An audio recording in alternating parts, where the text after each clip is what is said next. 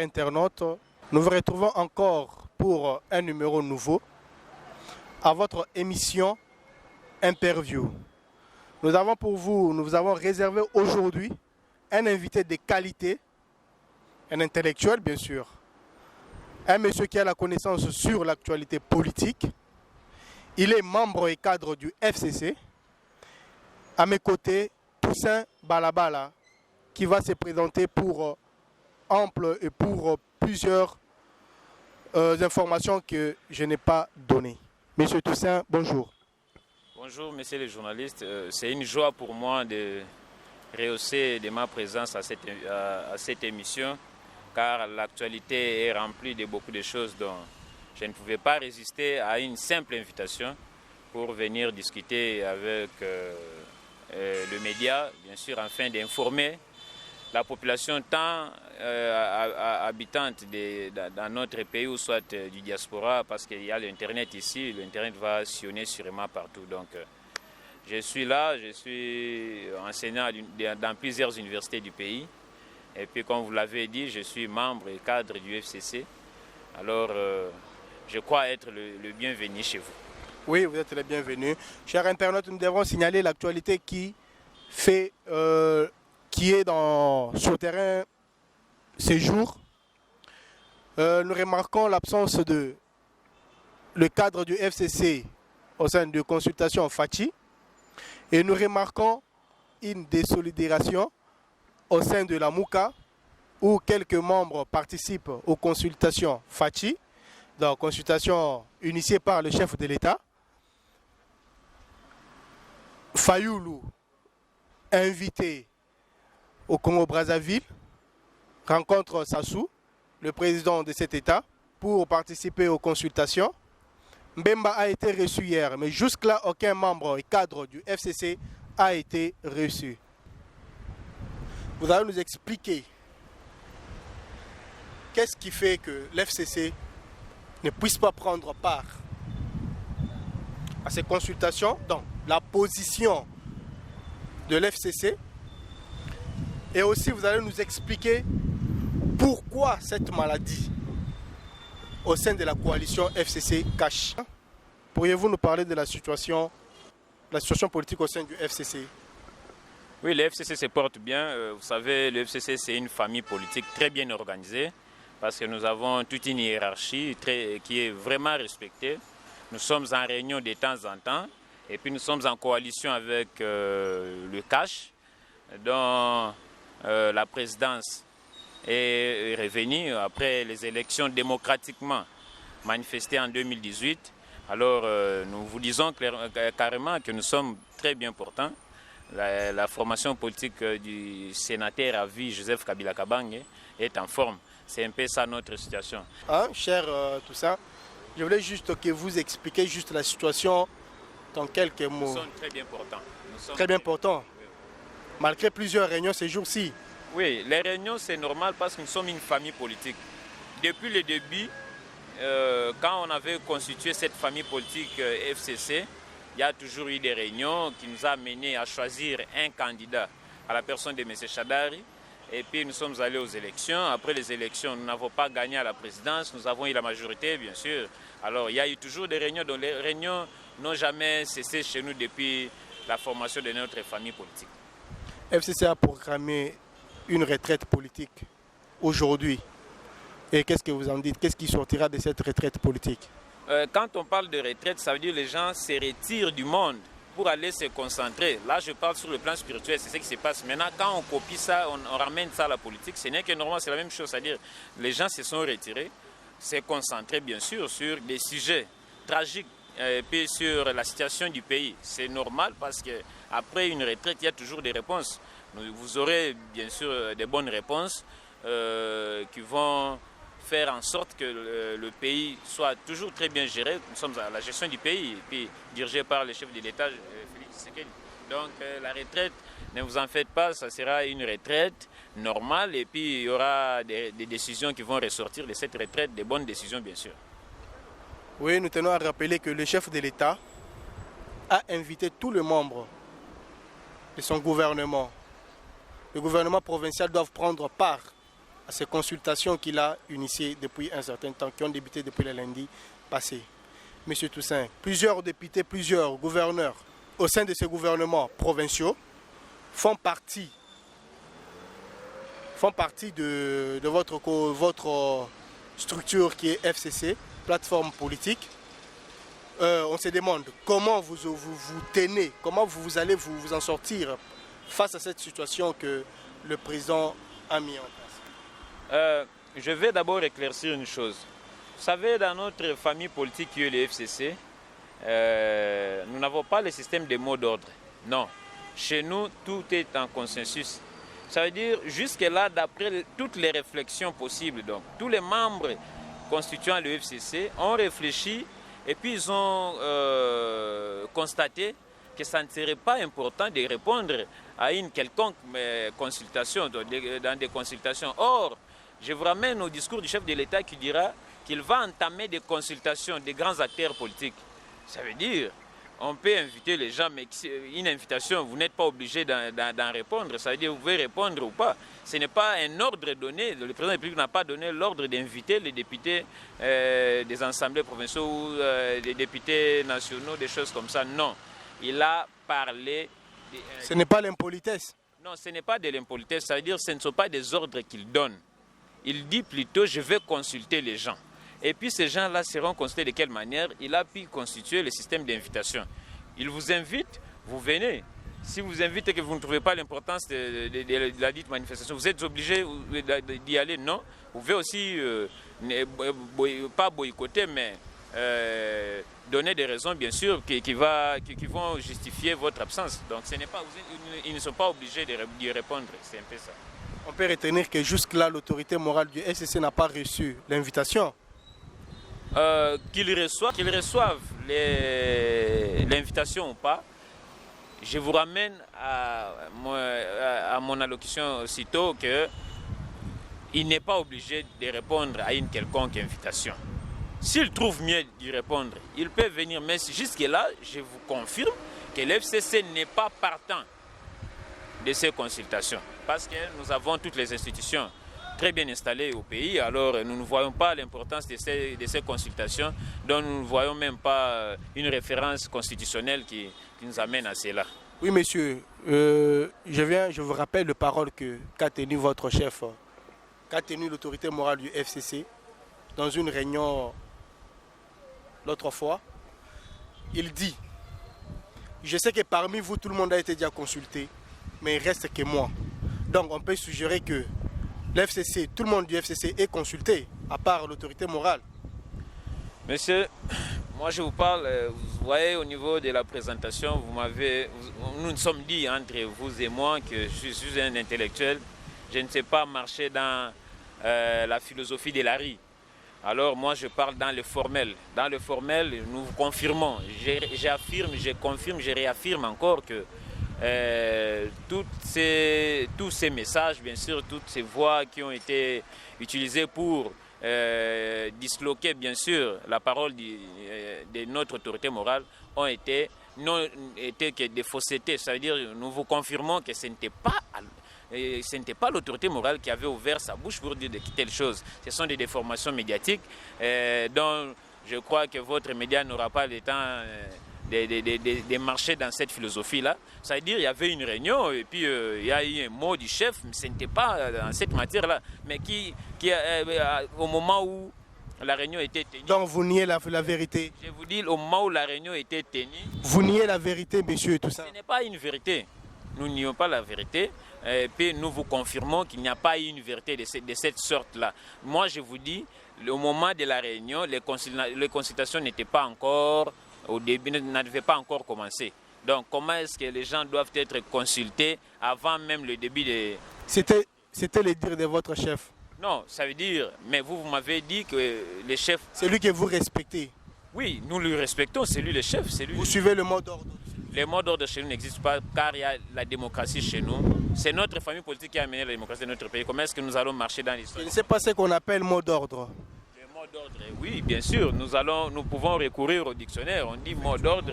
Le mot d'ordre, c'est-à-dire il y a le chef qui parle et puis personne ne peut... Effectivement, c'est ce qui existe. sur cette parole. Nous voyons, tout le monde peut voir ça. C'est ce qui existe au sein du FCC. Vous voyez ça, est-ce que vous me donnez des exemples des mots d'ordre? Parce que je vous ai dit, pour avoir un candidat dans le FCC, pour nous représenter à la présidence, il y a eu des consensus de partout, parce que toute la famille politique s'est réunie, et puis on a eu un candidat. C'est la démocratie qui avait vraiment, qui s'était exprimée à l'époque. Puis nous sommes venus, nous sommes à l'Assemblée nationale, nous sommes allés jusqu'à la coalition et puis avoir le bureau de l'Assemblée nationale avec d'autres membres, les gens qui étaient à l'époque opposants, aujourd'hui amis, c'est figuré dans ces bureaux-là. Mais qu'est-ce que vous parlez des mots d'ordre? Les mots d'ordre chez nous n'existent pas car tout est consensuel. Donc c'est ce que je vais vous dire. Il y a plusieurs exemples que je peux vous donner sur des mots d'ordre. Mais je ne préfère pas donner ça aujourd'hui. Pourquoi pas? Parce que le monde a besoin de la réalité ainsi que de la vérité. Bon, je vous donne un exemple. Oui. Pius Mobile a participé au concret le jour de prestation de serment de 3 juges. Il a été expulsé de son parti politique. Mon frère... Parce qu'il n'avait pas respecté les mots d'ordre. Non, non. Donné par l'autorité morale du FCC. Je vais vous ramener à la réalité. Ça veut dire quoi? Pius Mobile participe à la manifestation. Selon lui, il était invité officiellement par le chef de l'État parce qu'il n'était pas aussi obligé d'y être, mais il était parti. Vous verrez que les gens qui se sont réunis pour lui expulser de ses fonctions, bien sûr, comme étant chef de la plateforme AAA, il n'y a pas eu une image de Joseph Kabila. C'est-à-dire c'était des gens du FCC. Dans l'ombre, Joseph Kabila existe. Non, ce n'est pas dans l'ombre. Vous me parlez de l'ombre, moi je vous parle de la réalité ainsi que des choses formelles. Parce que Bahat, il dit chaque jour que tous ces gens-là respectent plus Kabila, qui eux propres leurs propres opinions. Ne me poussez pas à déterrer les gens qui ont été déjà enterrés. Il y a des gens qui ont été enterrés qui cherchent par où Jésus peut passer. Parce qu'ils ont désobéi aux ordres. Non, ils ont été enterrés. Mais concernant d'abord Pius Mobile, son expulsion dans sa plateforme politique. Mais c'est Bahati, monsieur.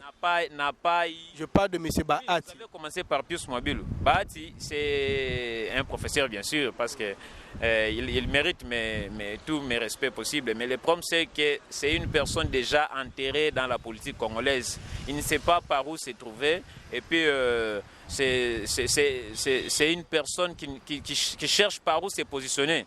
Alors son positionnement a été vraiment remarqué par tout le monde, que c'est un opportuniste, quelqu'un qui cherche par où se pencher. Mais ne pas vous de ça, nous parlons des mots d'ordre. Je vous dis, Pius Mobile n'a pas été chassé du FCC, il a été plutôt chassé de ses fonctions comme étant chef de la plateforme politique AAA. Comme il a été chassé comme vous le dites, c'est bien. Mais je crois que c'était suite au mot d'ordre. Non, je vous dis, je vous répète du chef qu'il n'est pas chassé au FCC.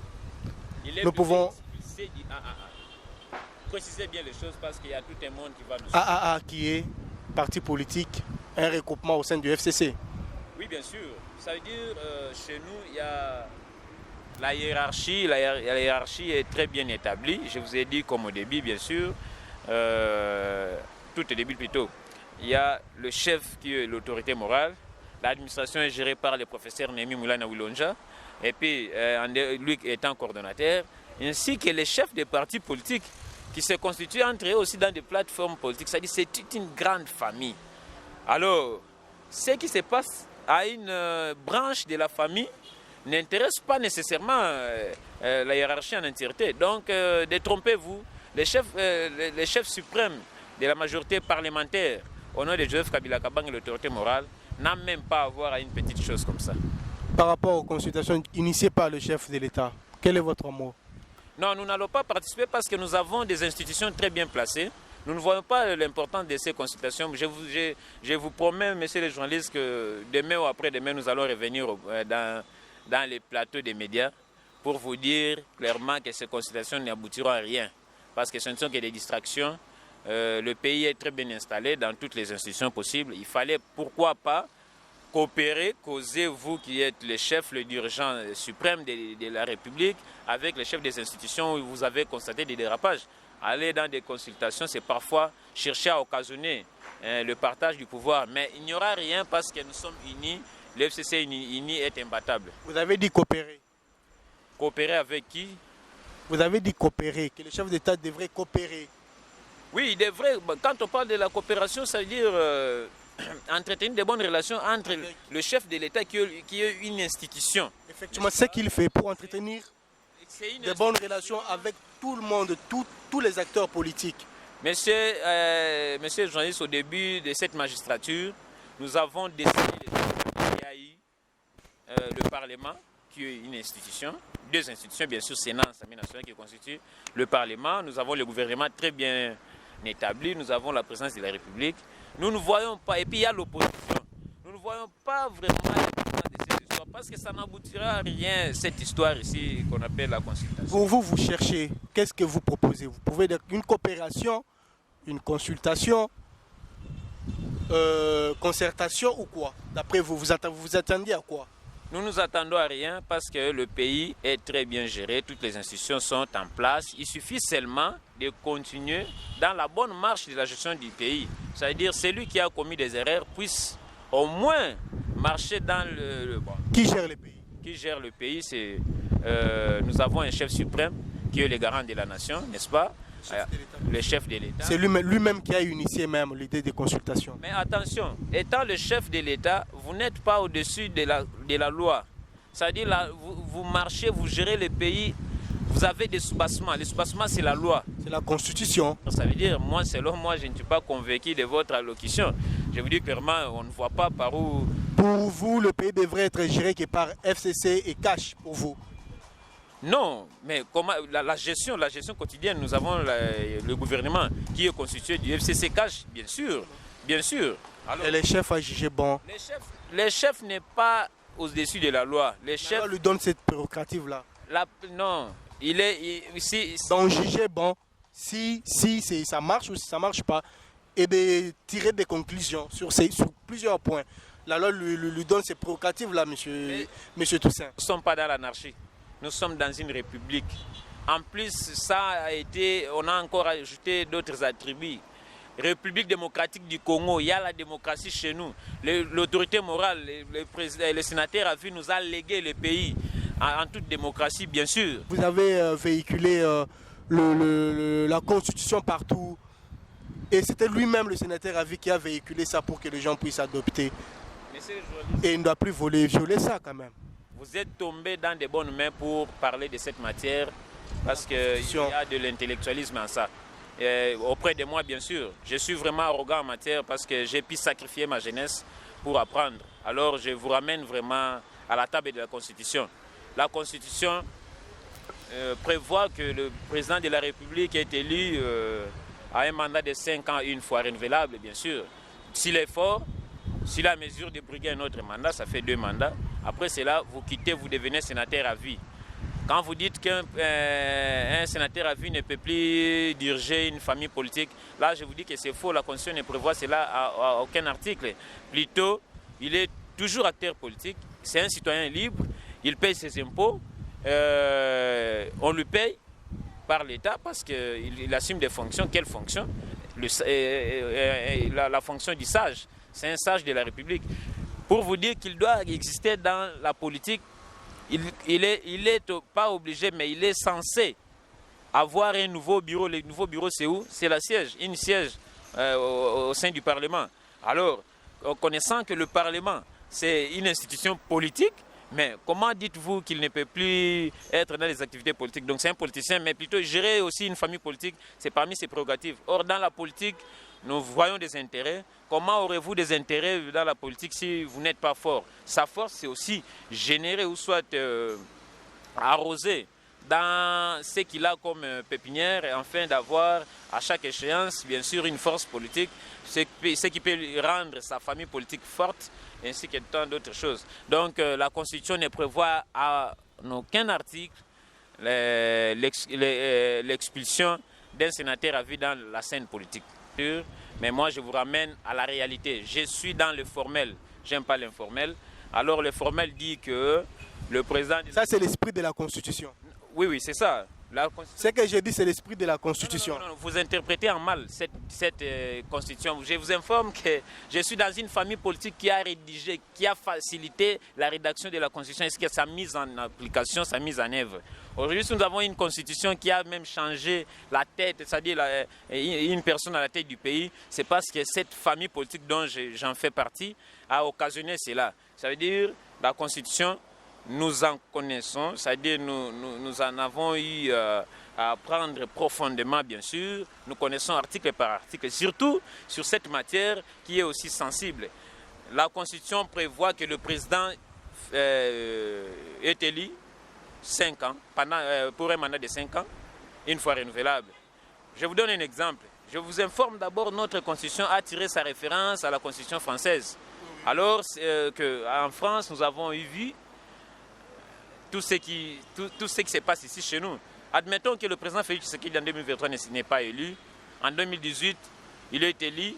En 2023, il n'est pas élu. D'office, c'est un sénateur à vie. Alors, étant sénateur à vie, il n'est plus censé revenir en 2028. Là, c'est une question que je vais vous poser, donc vous n'êtes pas censé répondre, parce que les réponses me sont réservées. Mais puis, alors, je vous informe. Ici, c'est moi qui pose des questions. Étant sénateur à vie, vous n'êtes pas exclu de la scène politique. Vous êtes censé faire votre politique. Donc, il n'y a aucune loi à la Constitution. Si vous pouvez me contredire en brandissant, bien sûr, les articles, bien sûr. Monsieur Toussaint, je sais que tu es scientifique. Tu as fait les études informatiques. Vous êtes programmeur. Je signale que vous êtes programmeur. Si on se mettait à programmer cette situation politique d'un sénateur à vie, comment se présentera les boucles? Quelles boucles devrons-nous utiliser à cette situation? Que prévoit la Constitution? Oui. Messieurs les journalistes, vous êtes allés vraiment creuser là où j'aime bien dormir. Alors je vais vous dire que partant de l'informatique, en matière de programmation, tant que le monsieur qu'on appelle sénateur à vie est encore vivant, il n'est pas vulnérable à une expulsion quelconque dans la gestion du pays. Donc rien ne lui interdit de faire. Donc ça dit la boucle ne restera qu'en train de tourner jusqu'à ce qu'il quitte le monde. Étant sénateur à vie, un sage du pays, bien sûr, rien ne lui interdit de faire quoi que ce soit dans sa nation mère, dans sa nation de naissance. Dans sa non, oui, faire quelque chose, quel que ce soit, je ne comprends pas par là, qu'est-ce que vous voulez dire? Tout, il ne peut plus postuler. Qui vous a dit ça? La Constitution. Dans quel article? La Constitution prévoit. Dans quel article? Dans quel article? 2 mandats, tu quittes la scène politique. Dans quel article? Non, mais c'est ça que la Constitution prévoit. L'article 70 dit le président de la République, là je vous amène même aux articles. Oui, effectivement. Oui, le président de la République est élu à un mandat de 5 ans. À un mandat de 5 ans, renouvelable une seule fois. S'il est fort, attention, s'il est fort, il peut revenir. Mais la Constitution ne dit pas que c'est... Je vous lis l'article. Rien ne lui interdit de revenir au pouvoir. Je vous ai posé la question si Tshisekedi ne peut pas revenir en 2028 s'il ne passait pas en 2023. Donc rien n'est interdit. L'article 70 dit ceci. Le président de la République est élu au suffrage universel direct pour un mandat de 5 ans renouvelable une seule fois. À la fin de son mandat, le président de la République reste en fonction jusqu'à l'installation. On a dit renouvelable qu'une seule fois. Renouvelable qu'une seule fois. Qu'une seule informaticien. La boucle que nous allons utiliser là, c'est une boucle tankée. Oui, bien sûr. Tankée. Oui. Une fois que cette boucle là, tankée avec des sauts. J'espère que je ne me trompe pas, vous êtes programmeur. Je suis là, en dehors de la programmation, je vous informe que je suis passé dans d'autres études, bien sûr, pour parler aujourd'hui de la politique. Mais je vous informe... C'est une boucle tankée qui sera utilisée. Oui, la boucle est tankée. Tant que le président est... Premier mandat. Tant que le... On dit ceci. Oui. Premier mandat. vous êtes élu président. Après 5 ans, la boucle reste tant que le président n'a pas encore fait 2 mandats, il peut repostuler. Mais tant que les 2 mandats sont épuisés, 2 fois, 2 mandats sont épuisés, la boucle se bloque. Il sort, il reste sénateur à vie. C'est ce que l'informatique nous a enseigné. Devrons-nous violer nos études faites à la colline inspirée pour défendre notre appartenance politique? Non, non. Vous savez, quand on parle de la programmation, il y a toujours une question posée. Là, je vais vraiment enseigner la programmation. La programmation passe par la notion d'algorithme. Un algorithme, c'est bien sûr une suite d'instructions qui doivent nous amener à une solution. Alors, une suite d'instructions qui doit être très bien respectée, qui doit être respectée. Les instructions doivent être respectées. Alors ici, le problème, c'est quoi? Est-ce que le problème, c'est ne plus postuler ou bien le problème, c'est avoir 2 mandats? Si c'est pour 2 mandats, vous êtes en train d'expliquer bonnement la programmation. Effectivement, c'est ce que la Constitution prévoit. Ça va. Mais si c'est pour ne plus postuler dans sa vie, là vous êtes dans la fausseté. Je vous informe que la loi a prévu seulement refaire un mandat, c'est-à-dire faire un mandat renouvelable une seule fois, mais cela n'a rien mentionné. La dite loi, bien sûr, n'a rien mentionné que vous ne revenez plus. Pour à la matière, je vous informe que la Constitution a été encore secondée par une loi cadre portant statut des anciens présidents de la République. Alors, quand on parle de sénateurs à vie, c'est une loi qui a été votée pour protéger M. Kabila. Mais alors, nous allons voir si Tshisekedi ne va pas en profiter. C'est à ce moment-là que nous allons dire non, c'était prévu pour Kabila. Ce n'est plus pour longtemps. Nous avons 2 ans de plus, c'est 3 ans de plus pour arriver en 2023. Et puis après 2023, nous allons dire si la dite loi était prévue seulement pour Kabila et non Tshisekedi. Monsieur Toussaint, vous avez parlé que vous venez d'une famille politiquement constitutionnelle. C'est ça, non? Oui. C'est une famille où il y a vraiment les constitutionnalistes. Oui, les gens qui ont érigé la Constitution. Jusqu'à sa mise en application. Jusqu'à sa mise en application. Nous avons remarqué dernièrement le jeune kabiliste inviter les professeurs qui ne sont pas de votre recoupement politique. Cela veut dire qu'il n'y a plus confiance dans vos professeurs. Ils n'ont plus confiance. Non, non. Vu que M. Kabila a déjà retiré toute sa confiance aux élites professeurs du FCC. Non, non, monsieur, moi je vais vous dire que je suis dans la profession professorale. Ça veut dire un jour, ce n'est plus pour longtemps, pour être couvert de ces statuts de professeur. Alors, chez nous, dans le FCC, nous ne recrutons ni les voyous politiques, ni les impolis politiques, mais plutôt les intellectuels politiques. Ayant un grand nombre des intellectuels politiques, c'est-à-dire la science parle dans cette famille politique. Raison pour laquelle nous avons des difficultés pour déraper sur la loi mère. Alors nous vous informons que la science est universelle.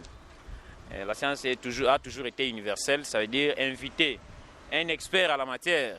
Chez nous, on ne met aucune couleur politique quant à la science. C'est-à-dire la science nous gère, la science nous paraît toujours comme étant une histoire qui n'a pas de couleur politique. C'est-à-dire si quelqu'un maîtrise bien la matière, il n'est pas exclu à venir apporter sa bonne voix, bien sûr. Pourquoi seulement aujourd'hui? À la connaissance de la jeunesse. Mais vous, écoutez, pourquoi aujourd'hui, c'est suite à la volonté de la jeunesse kabiliste. Ou bien vous avez remarqué, vous avez constaté qu'on vous a menti tout ce temps par vos professeurs? Non, non, non, non, non, non. Je vous dis que... Ils ne vous ont pas dit la vérité sur la Constitution et vous voulez chercher la vérité ailleurs. La jeunesse kabiliste, c'est une ASBEL. Dans cette ASBEL, ce n'est même pas un parti politique. Dans cette ASBEL, je peux vous dire clairement, moi, je n'en fais pas partie. Mais comme on parle de kabylisme à l'intérieur, ça a été une volonté d'un groupe de jeunes qui partagent la philosophie de Joseph Kabila. C'est leur volonté d'inviter, bien sûr, un connaisseur de la matière. Alors nous ne voyons pas, par où on peut leur donner du tort. C'est-à-dire ils ont besoin de la connaissance, ils ont appelé un expert, qui n'est pas venu avec les drapelets de son parti politique, mais il est plutôt venu en casquette d'un professeur. Alors, un professeur a toujours été bien accueilli partout parce que c'est un savant. Vous soutenez tous ceux qui sont de votre famille, quelle que soit la couleur que ça puisse prendre? Je vous dis que dans notre famille politique, il n'y a que des intellectuels. Surtout les gens qui prennent des décisions, il n'y a que des intellectuels. Nous ne sommes pas un parti, nous ne sommes pas une formation. Vous soutenez alors, vous soutenez, M. Toussaint, j'ai dit, vous soutenez l'idée de coaliser pour concourir au pouvoir? Oui, bien sûr, mais un parti, quand on parle d'une famille politique a toujours... Coaliser, signer un accord, faire un accord. Oui, j'ai dit une famille pour rentrer au pouvoir. Une famille politique, ça signe toujours des objectifs. Parmi les objectifs d'une famille politique, c'est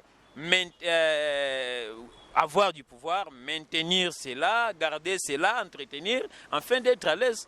Donc, ce n'est pas un problème. Nous soutenons que Joseph Kabila revienne demain ou après-demain. Ça, c'est notre avis. Mais pourquoi ça peut déranger d'autres familles politiques? La coalition FCC Cash, vous soutenez?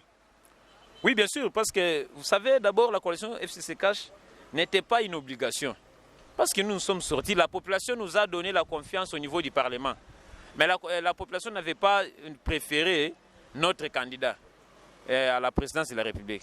Ayant la majorité, alors le président en place n'était pas obligé de se coaliser avec nous.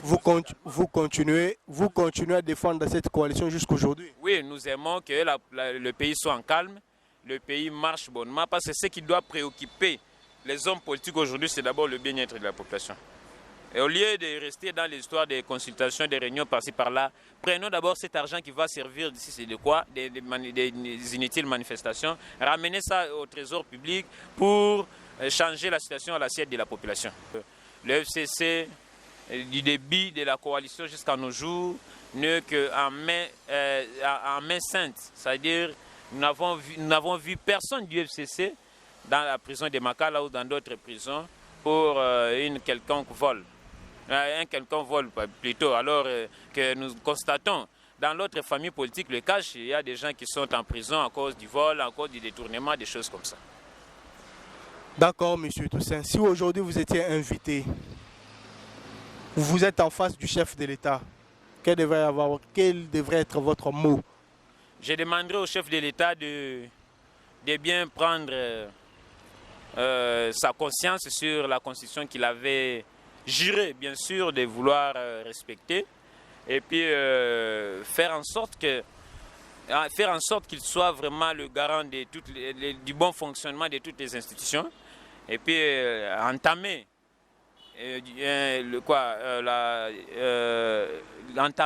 des processus de réparation des erreurs, bien sûr. S'il a pu commettre des erreurs, qu'il revoie un peu ça. Bon, là, c'est vraiment, ça serait encore retarder les choses, mais plutôt créer du dialogue par-ci, par-là, entre toutes les institutions possibles de la République, afin de faire avancer le pays, afin de faire en sorte que le pays puisse décoller vers le développement. Parce que depuis quelque temps, nous constatons bien sûr le recul dans beaucoup de plans dont nous ne voulons pas, nous n'applaudissons pas.